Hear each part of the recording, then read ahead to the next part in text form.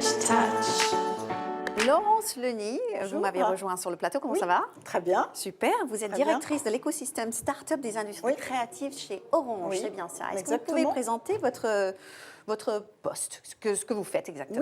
Oui, écoutez, donc moi je suis arrivée chez Orange il y a une quinzaine d'années pour développer tout ce qui était stratégie autour de produits et services de musique, dont le partenariat avec Deezer, qui était un partenariat très innovant en termes, on va dire, de modèle aussi, et qui a permis justement de contribuer à la croissance de l'industrie musicale grâce au streaming. Et donc depuis environ 2-3 ans, en fait, j'ai un rôle beaucoup plus transverse, on va dire, de relation et d'accompagnement en fait des startups dans le domaine des industries créatives et culturelles, pour les accompagner. Alors, soit à trouver les bons interlocuteurs en fait au sein du groupe Orange, qui est un groupe très important, français, mais aussi à l'international, en Europe et au Moyen-Orient et en Afrique. Et donc, pour leur permettre, en fait, d'avoir une plus rapide accessibilité aux bons interlocuteurs pour pouvoir se développer. Et puis aussi, j'ai toute une partie, en fait, mentorat. Ça me tient à cœur, on va dire, avec l'expérience que j'ai maintenant dans ce domaine-là, de vraiment développer, en fait, l'accompagnement dans le mentorat dans le long terme des startups dans le domaine des industries culturelles et créatives à travers des programmes qui sont soit dédiés pour les femmes entrepreneuses, voilà, chez Orange France, soit Women Start, qui est un programme plus international, ou à travers les accélérateurs en fait, du groupe. Voilà.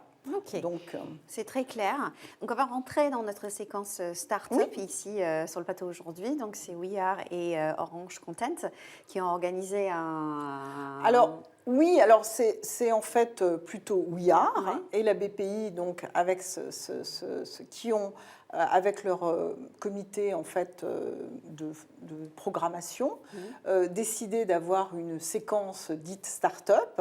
Et donc, à cette occasion-là, du coup, j'ai participé à l'élaboration, on va dire, de cette séquence start-up. En faisant quoi? En proposant, en fait, chaque membre a proposé des start-up. Du coup, on a créé, en fait, une petite ligne éditoriale en sélectionnant 6 start-up. Donc, l'objectif, c'était vraiment, c'est un travail collaboratif, mais c'était vraiment d'aller chercher, en fait, ce qu'on appelle des jeunes pousses, en fait, mais des start-up qui ont déjà... évidemment développer leurs produits et leurs services, qui font déjà du chiffre d'affaires, qui existent déjà, mais qui sont, on va dire, encore, qui vont soit faire très rapidement une levée de fonds, soit qui ont une stratégie de développement à l'international. Vraiment, c'est pour moi, en fait, puisque c'est très important, dans ce domaine des industries culturelles et créatives, la plus grande difficulté qu'ont les jeunes entrepreneurs, qui ne viennent pas de l'écosystème des industries culturelles et créatives, c'est d'avoir accès, on va dire, aux décideurs, aux leaders, voilà, dans un secteur qui est quand même, bon, on le voit aujourd'hui, nous l'espérons, de moins en moins cloisonné, mais qui est quand même très en vertical et très cloisonné. Et puis surtout d'avoir accès aux gens qui décident.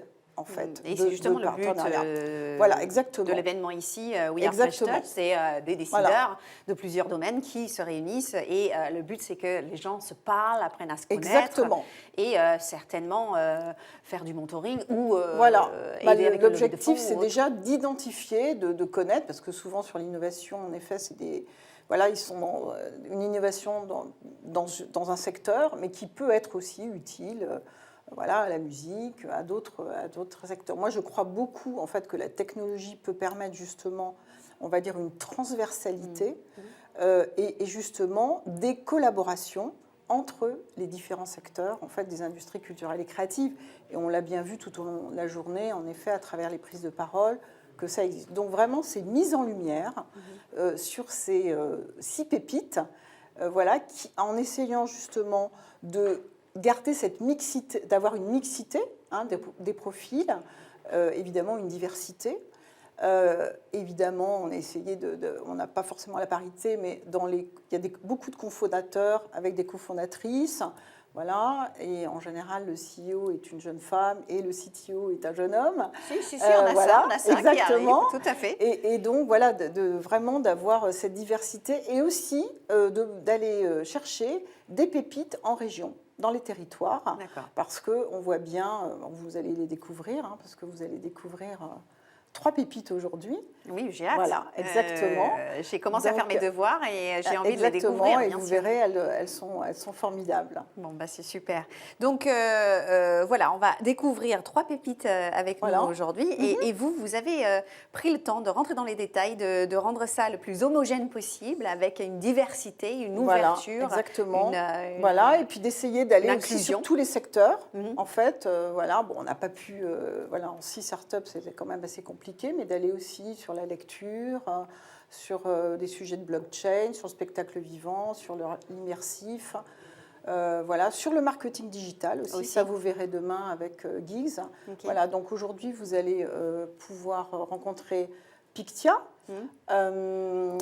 Virtuose et Doors, qui s'appelait avant Rocambole, donc on dit ex-Rocambole, et voilà, des profils très différents, mais avec un gros potentiel, et notamment à l'international aussi, parce que dans la sélection, on a voulu aussi choisir des projets, des startups qui ont un vrai potentiel à l'international, et d'ailleurs, Pictia vient de rentrer de Dubaï et a remporté The Best Innovative Service Blockchain Services, et donc worldwide, et donc quand même French Touch.